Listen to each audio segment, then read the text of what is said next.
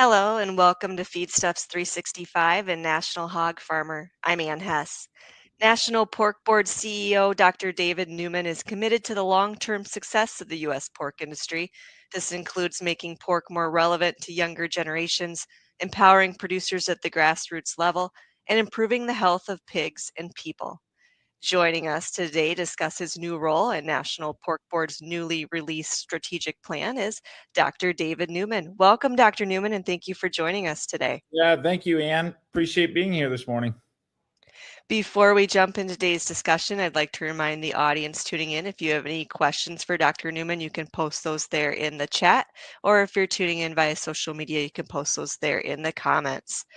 So first off, Dr. Newman, congratulations on your new role with National Pork Board. We've had you on our broadcast a number of times, but for those tuning in that maybe aren't familiar with your background in the pork business, your path to the National Pork Board, give us some details there. Sure. Well, thank you again, and thanks for the compliments for the new role. I'm excited to get to work on behalf of the farmers that we represent every day. So I'm no stranger to the pig business. Maybe I'll start by saying that. I was born and raised in the production side of the industry. So both of my parents, what they did for their entire career, and then even through my path, through my academics, through animal science, and a path that was very much more production oriented, I would say, throughout my academic career and then my professional career moving on. But I have always been very passionate about what impacts the pork business, whether that is through research, whether that is through education. What are the hot topics, if you will, that are impacting farmers, and how do we make change? And in 2008, I actually had an opportunity to get involved with National Pork Board through the production side of the business as a producer leader, not as a staff member or a subject matter expert. I participated in the Pork Board's what is now called the Pork Leadership Institute, the PLI. At the time, it was called the Pork Leadership Academy, and it was an opportunity to kind of get a taste for what it is that checkoffs do, how we focus our efforts and everything else. And fast forward over the next 15 years, I actually became a board member, was board president 2019 and 20, which then I left the board back to pursue my own business interests, things that were going on. And in 2023, had the opportunity to rejoin the pork board in a little different capacity, and that was as staff leading our market growth efforts. So we've had many conversations about that over the last 2 years around domestic, international marketing, the challenges that are there, and then just fortunate to and humbled to be chosen by our board of directors to now help lead the strategy as we move forward. That's quite a journey you've had from PLI to CEO now, and great background, great advocate for the industry. What's your vision for the first 50, 100 days in the role? Sure. Well, so as we think about this transition, there's a uniqueness to my particular role. And what I mean by that is having come from within the organization and within the industry is something new to the National Pork Board, this organization. So having a CEO who comes from within the pork business, I think gives me a distinct advantage where my learning curve about the issues isn't as high.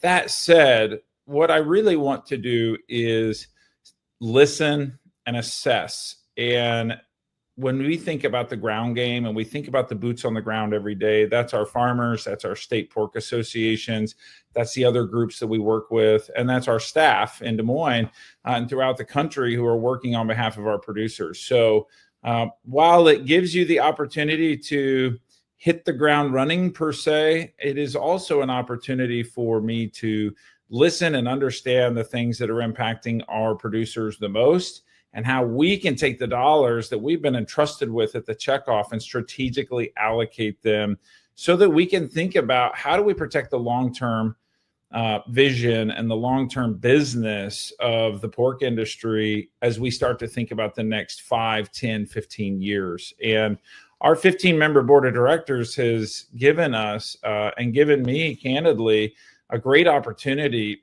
in the fact that we spent the last year and a half working on a strategic plan, having that developed. And so unlike maybe a CEO in another organization, in this particular case, I don't have to come in and really think about radically changing the vision. I was able to be a part of that. And now instead, we can continue to do good work for our farmers so that we can keep this momentum going that we're seeing in the business today.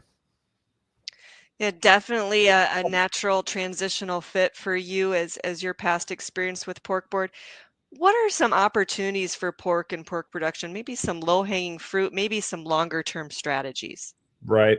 Well, I'll say that when we think about the strategies that we can really focus on right now to win really do align with the strategic plan, which has got three basic components to it. And one is we need to keep this focus on demand. And international demand is very important. It's been a huge key driver of this business for the last 30 years.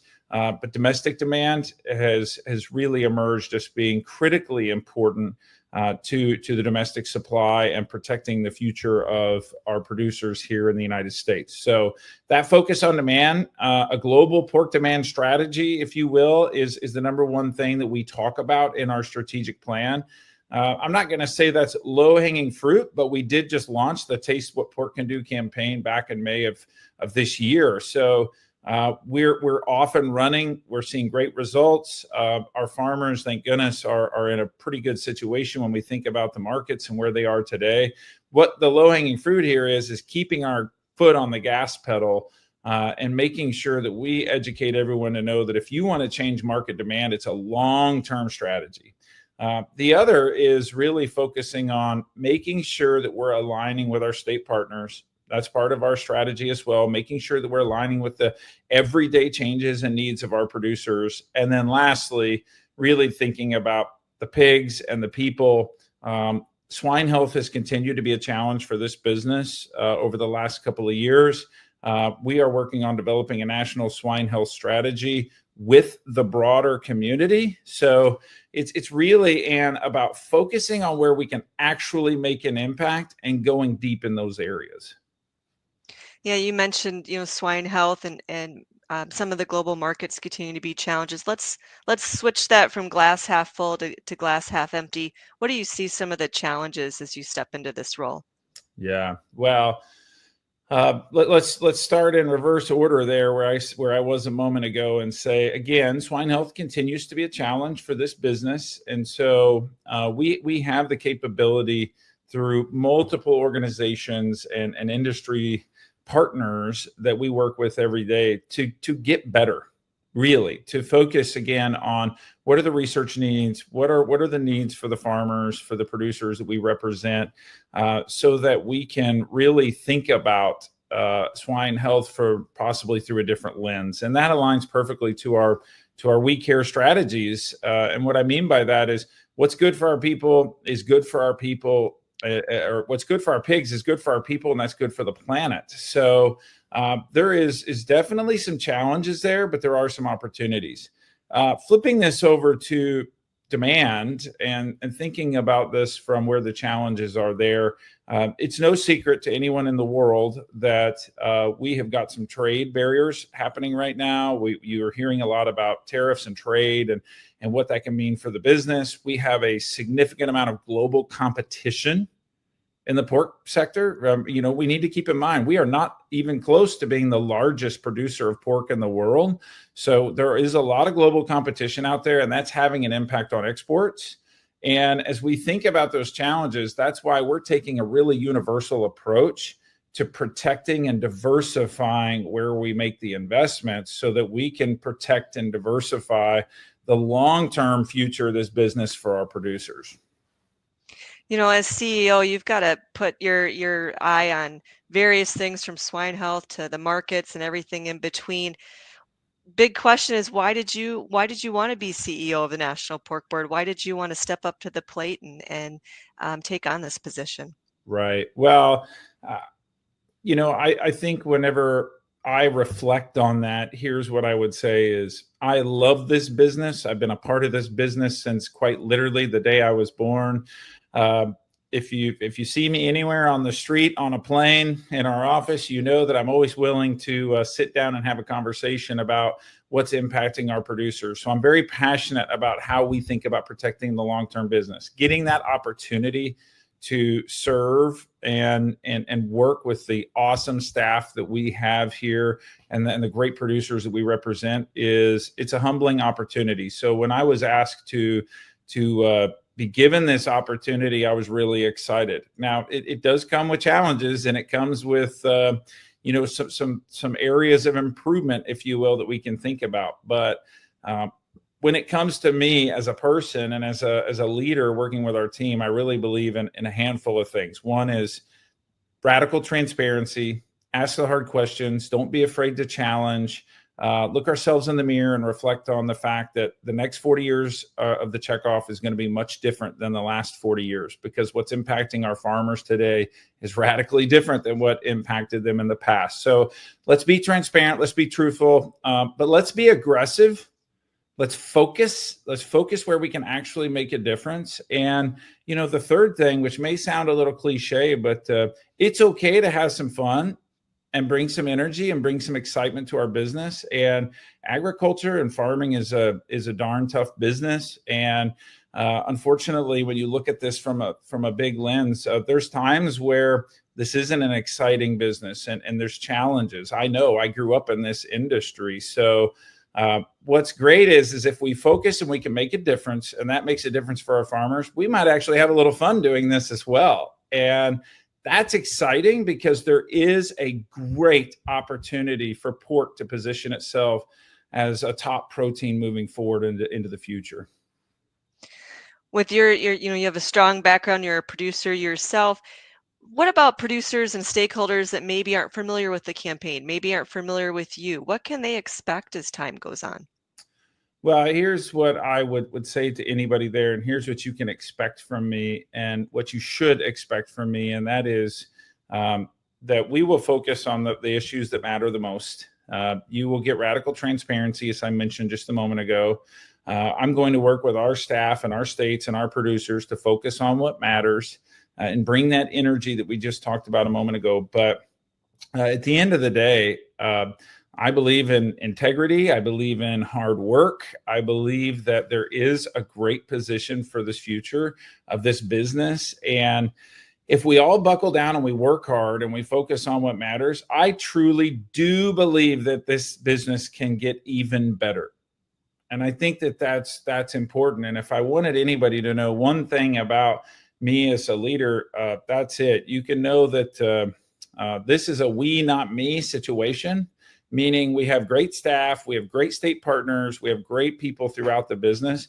If we can all learn to coalesce and really believe that this future can be good when we focus and we bring in that energy, we can get farther faster. So if that's pretty much the standing that I take, but more than anything, just excited to work on behalf of the farmers that we represent. And that's the number one focus we need to keep every day, is that those people out there who are actually fighting the battle in the trenches every day are the ones who entrust us with the checkoff dollars to make smart decisions on their behalf so that they're able to transfer this business to their kids or to the next generation of their business. And that can't be forgotten in the system that we are living in right now.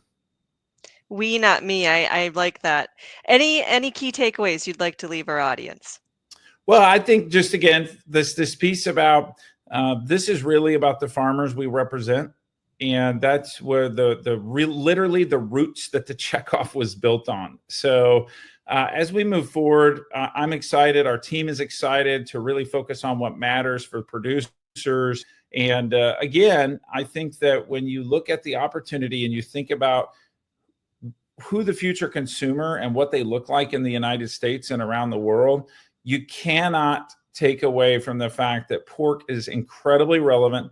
It's culturally relevant to literally billions of people around the world. So what I would ask everybody to do is we can, as you mentioned just a moment ago, we can oftentimes look at this as glass half empty. right? I just encourage everybody to look at this as glass half full. We've made it a long ways in this business. If we're willing to challenge ourselves in the industry we work for, we've got a really bright future out in front of us. Dr. David Newman, National Pork Board CEO, thank you so much for joining us today and sharing your insight. Yeah, thank you. Anytime. For you and our audience, we thank you for tuning in today. For more coverage and conversations on pork industry related topics, be sure to check out the Feedstuffs and National Hog Farmer websites, as well as our social media channels. For Feedstuffs and National Hog Farmer, I'm Ann Hess.